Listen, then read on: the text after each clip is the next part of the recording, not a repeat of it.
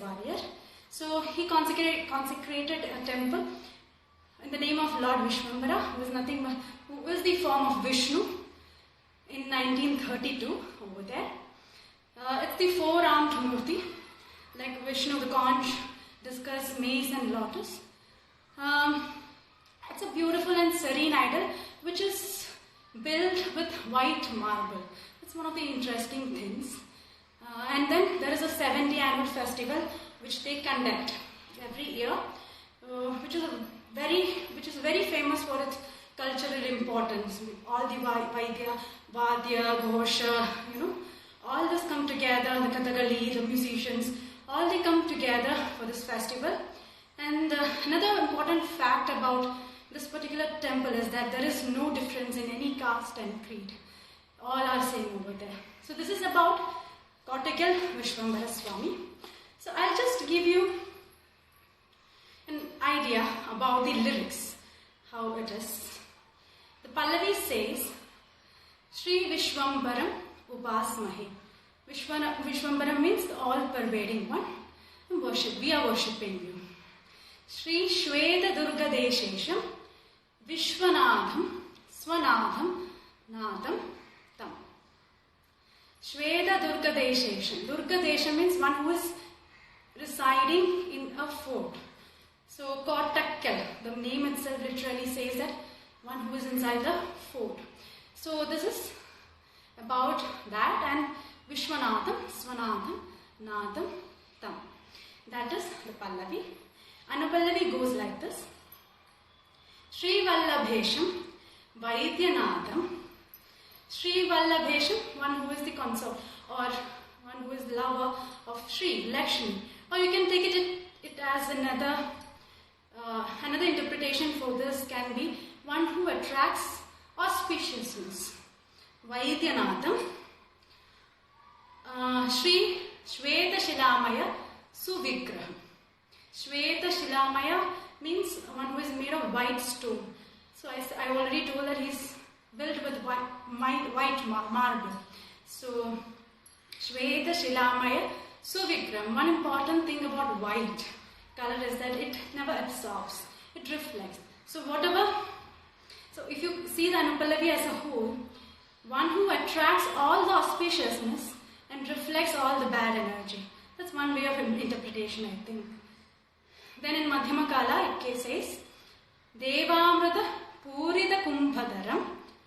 We know that Dhanvantari came out by churning the milky ocean with the nectar of life.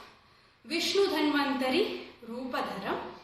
Devadi Vantita Padam Sadayam. One who is bowed down by all the devas. Vishwambara Maya Varana Haram. One who removes the veil of Maya that covers the earth. Then the Charanam says, Vijaya Lakshanakara Mandahasam. One who has a victorious smile on his face. Gajadanda Mandala Madhyasthitam. One who is situated in between. The idol is in between the two ivory tusks. Gajaraja Vishesha Moksha Pradam. The story of Gajendra Moksha. Gajaturagadi Sevida Vaibhavam. So Gajaturagadi Sevida Vaibhavam. Sujana Branda Sannuta Mahotsavam. Vijayavadya Ghosha Gita Priyam. So all these talks about the 7-day annual festival that has been being conducted in the festival. So he who loves to be worshipped by elephants and who loves people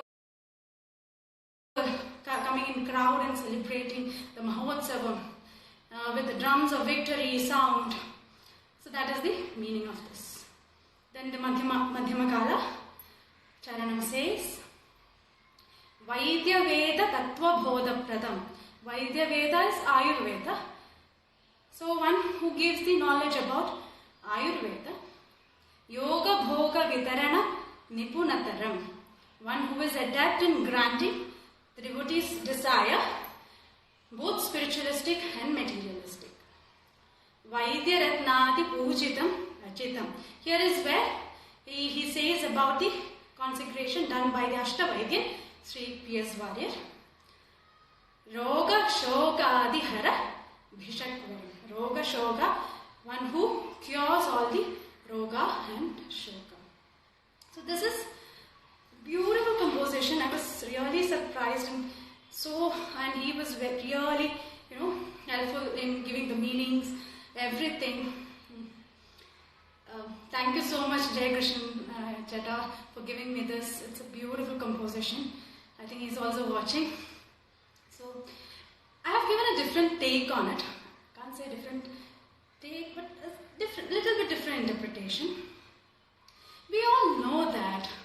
We believe that we have a healer in us, inside us. Some people call it willpower, some people call it immunity, some people call it Shakti or even the God. So here I am trying to call out for that healer in each one of us to emerge out and protect ourselves, because we know that in today's situation, people who are affected by the virus or the disease have to fight against it, and one who are not affected, they have to stay safe, immune to it. So we have that power in us. So I'm calling out for that particular power in each one of us. Now, how that can go with the lyrics? Vishwambaram. Vishwambaram is all pervading one. One who is in me, one who is in you, one who is in everyone. Then he says that Shweta Durga Deshesha, one who is in the fort. So that fort is nothing but your mind. He is inside you. Now how will you bring it out? We know that Dhanvantari came out of the Milky Ocean by churning. Churning is nothing, it's not just a process, it's not a physical process. It's a very emotional, physical, altogether holistic process of doing something continuously, repeating the same thing.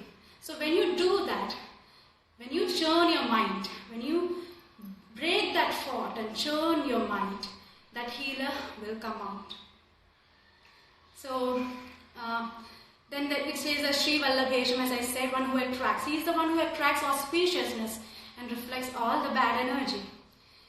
Another thing which I tried to find, not sure, is about the meaning of Dhanvantari. We all talk about Dhanvantari, we sing about Dhanvantari, we pray to Dhanvantari. So I came to notice some of very general things. The word Dhanus, it's just an indicative meaning. Dhanus can denote signs of surgery, it seems. So the one who has seen the end, Anta, of surgery, of Dhanus, is Dhanvantari. This is one of the meanings. Another interesting thing is the word Dhanvan means desert, according to Rig Veda. So Dhanvachara means one who moves in the desert.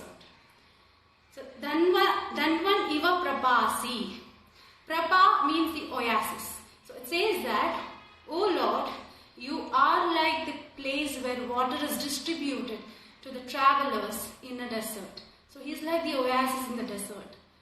So Dhanvantari is nothing but the incarnation of Lord Vishnu. It's like the prapa or oasis in the desert of this worldly existence. And what is that desert? It's the world, it's your body, it's your mind. And you have to find the oasis in it. You have to drink the nectar of life. Now, what is nectar of life? Once I got a chance to discuss this with Sri Ratnam Vyas. So he came up with a very interesting question. What is in the pot of Dhanvantari? So we know that it's nectar of life. That's what the Amrit Kumbh. That's what the Devas wanted. Now, what is Amrit? What can be it? Is it just a medicine? What is it? So he came up with an interesting idea when he tried to interpolate it with the Narayani. We know that Narayani was written by Sri Melpatur Bhattathiripada. So why did he write? He wanted to cure his ailment. He went to Guruvayur.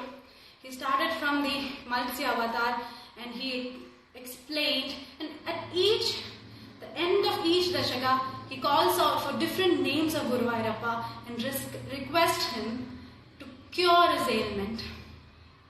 So, what is the cure there? It's the japa, it's the name, it's the mantra. So, mantra panam of the mantra. So, that is the nectar of life. It was really interesting to discuss with him. Thank you so much, sir, for giving this idea. So, stopping there.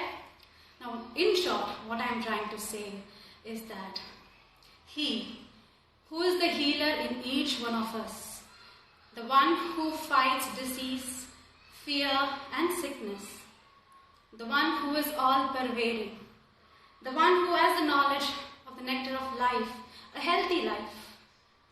I am today worshipping that particular Shakti in each one of us, hidden over there, hidden inside in each one of us minds, to emerge out as I churn and I keep churning.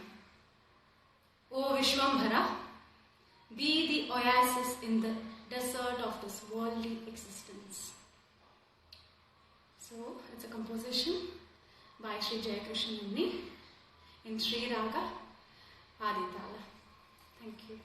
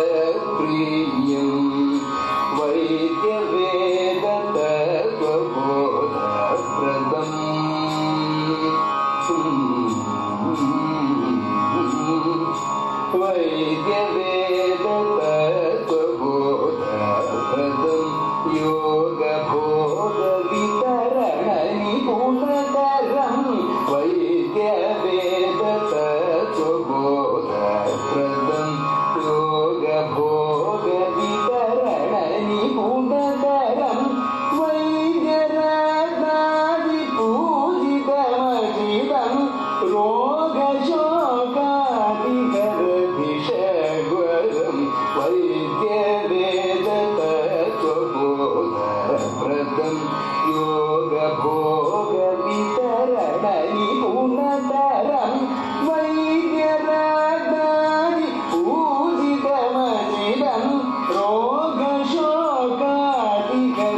रोगशोकादिकरधिषग्वर